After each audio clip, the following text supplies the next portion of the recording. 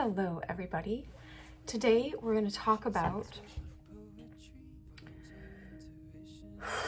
obsessions. That's what it was. Obsessions. All right. What are obsessions, and why are people obsessed with things? And what has to do with this is addictions as well. All right.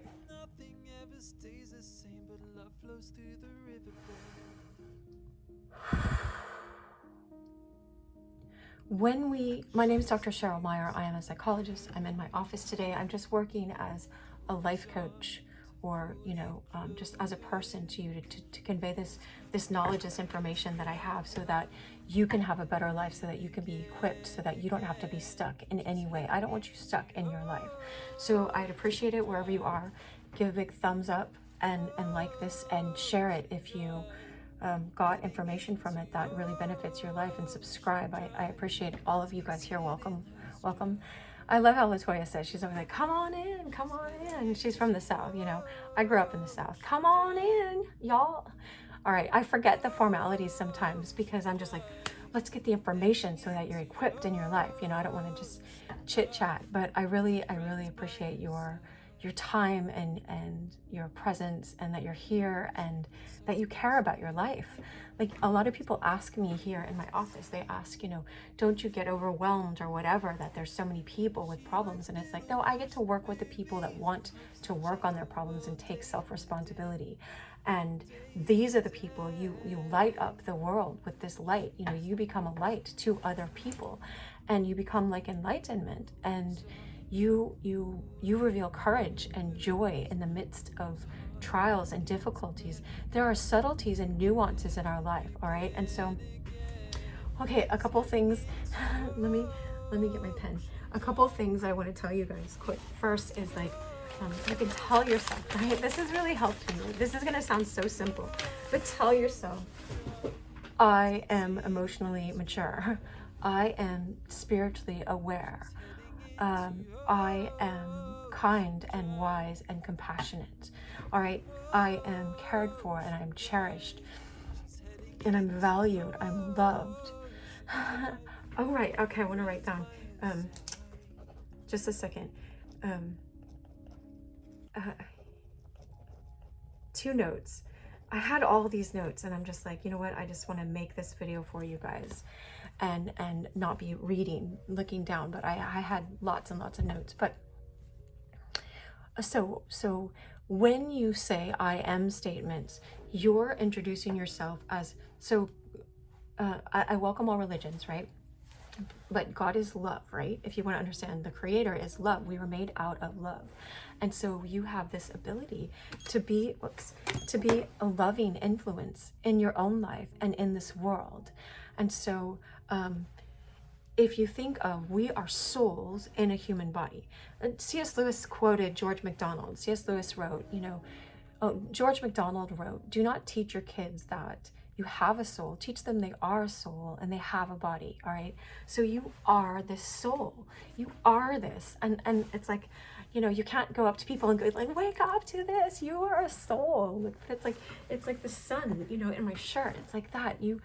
Jesus said, you are the light of the world. And again, I welcome all religions. So just look at this mystically. I understand this very mystically, but also it's truth. It's truth. But I'm not saying it's this narrow truth, but I don't want to wash out anything that I do know, just to please people. I don't like pandering. I don't know if you ever heard that country song about pandering. It's so funny. Anyway, all right. Okay. So I want you free. I want you to know this. So now that you know that you are a soul, all right, then you can understand when you're saying I am. So when Moses, I'll teach a little bit, and some of you already know this, some of you don't.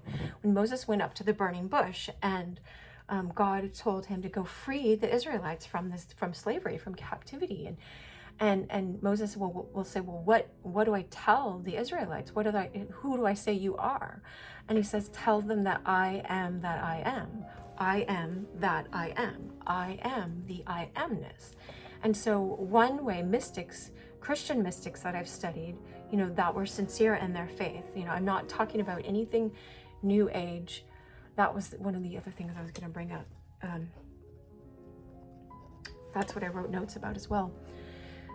I'm not talking about any new age or occult. Those things are very seductive to us. When you have this, this sadness inside and rejection or trauma in your life, then that's like a pocket, that's like a hole that the evil, the enemy of our souls, if you want to call it, in the church they call it the world, the flesh, and the devil. And so just understand it as, I have all this stuff about egotism from Eckhart Tolle that I compiled together on this awesome sheet that I have. And so some people say ego is like you edge God out. And so what happens is when we have that hole, we're more susceptible, just like you'd be susceptible if you felt like you were really desperate for money. Don't ever feel that way. Just keep asking God, ask God. I mean, I'm not telling you what to feel. I'm just saying, like, know that that lack is a mindset, lack. And you're always in abundance, but you don't always know that, all right? And so know that when you're saying, I am loving, I am kind, I am beautiful, I am a poem. In Greek, it's poema. There's this verse that says, you are God's workmanship, created in Christ Jesus. You are God's poema is the word. You're God's poem. You're God's, this sculpture, this drawing, this masterpiece. I love how C.S. Lewis puts it. He says, a lot of us wish that we were just like an everyday sketch, like someone just did a quick sketch in their sketchbook instead of this masterpiece, because we think we want God to just leave us alone and stop refining us, because it hurts sometimes to be disciplined. It hurts to be corrected, but it's worth it. It's worth it. It's like, let this fire purify you. All right. Now, if you remember yourself as soul, so let's go there for a moment, right? Take a deep breath and be in your heart, right? Drop down from your mind chatter to your heart and be like,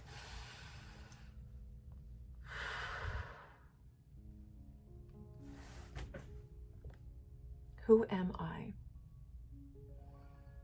Beyond my name, beyond my skin color. That's why I'm like not looking at skin color. I'm just like, wait, why don't you see me as the same color as you? Like, I don't understand that sometimes, because I really am not looking at that. I've trained myself to look at myself. I've had to, because I was in such, depression and rejection about my own self. I had to go, wait, you are a soul in a body. You're a soul that God created, and God created my body too. So like, I'm happy about that. But it's like, so who are you? Who are you? Like, forget about me. I'm just using me as an example so that you can be free. I want you to be free. I want you to be free, but I can't want this more than you want it for yourself. All right. And so who am I as a soul, right? Who am I beyond my name, beyond my age? You're not your age. You're not your age. Like, you write it on a piece of paper, but beyond my job, my past job experience, beyond my trauma experience, beyond my good experiences that I've had, beyond any of that, who am I as this being?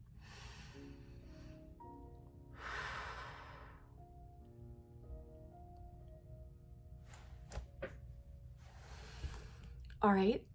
So as you do that, as you take deep breaths, inhale, I am beloved, I am cherished. Even the word John, I love John. He's like the mystic disciple. If you want to read one of the Gospels, I always recommend John first. Matthew, Mark, Luke, John. And read the red letters of Jesus, because he's showing Jesus teaching us highest consciousness in those words. And so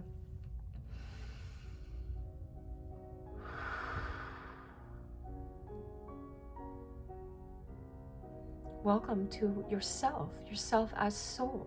And so you can know, that's what I was saying, the Christian mystics say that when they called, in Aramaic, the word for God is Allah, which is, I can't remember it exactly, but it's like the breath that is in all of us that is love.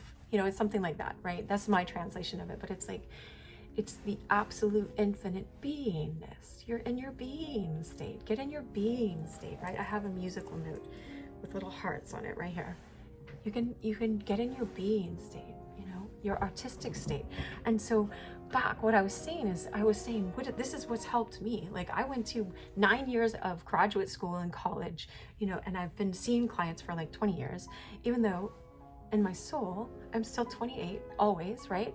But, and so I have like 30 years of studying and practicing this, but you don't have to take just that. Take my authenticity, and test everything I say. Don't just take it in. I encourage you not to take anything in that everyone just says, but know that. So I'm sharing with you what's helped me is like, hold your shoulders back. Don't act like someone that's defeated, because you're not defeated. It's just you had a lot of experiences of defeat in childhood, and you no longer have to live that way.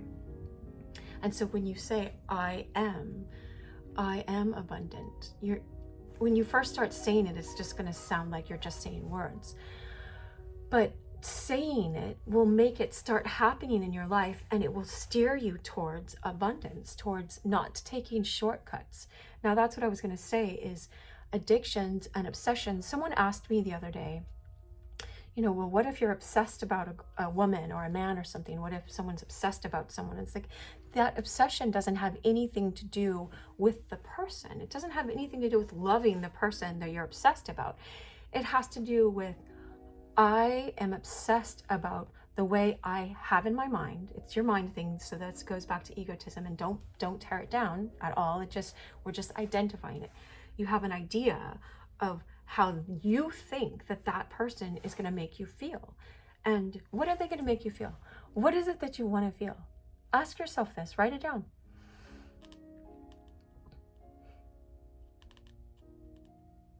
What do we want to feel?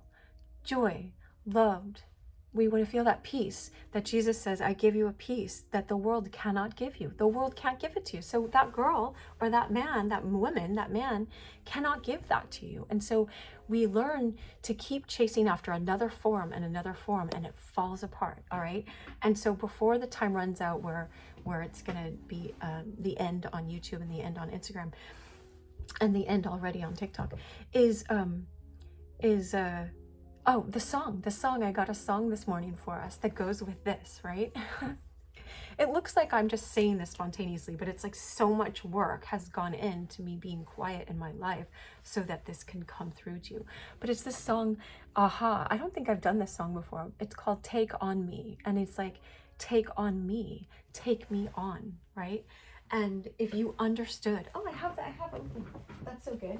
I have this with me. I have this ancient image of Christ it's one of the first icons of Christ. All right. Now, again, I welcome you wherever you're coming from. So I invite you not to be offended if I bring up Christ. This is like what I know. I have a relationship with God through Christ. And so if you look at this, if you imagine that this person is saying to you, take on me, put Christ on you. It says put on Christ every day, like you're putting on this jacket, like you're putting on a robe, like you're putting on, like you're just going, I forgot that I'm a soul. Now I remembered. It's like we forget every 4 hours. That's why we have to make practices. Remind yourselves right when we wake up. Thank you for this day. Thank you that I am alive. I appreciate the life, the breath that you're giving me in my body. And so